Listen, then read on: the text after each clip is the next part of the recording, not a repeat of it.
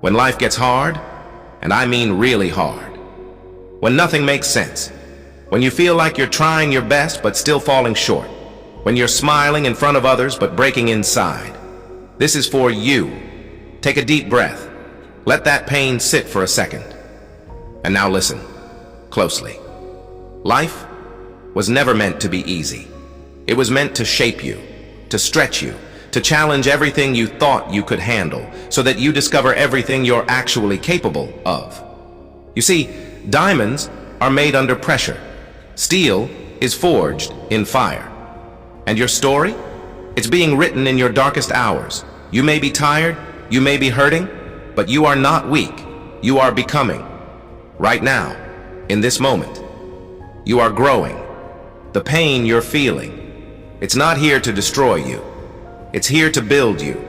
Because the strongest people aren't the ones who never struggle. They're the ones who show up, even when it hurts. They cry in silence and still choose to rise. So, if life feels heavy, if your soul feels drained, don't quit.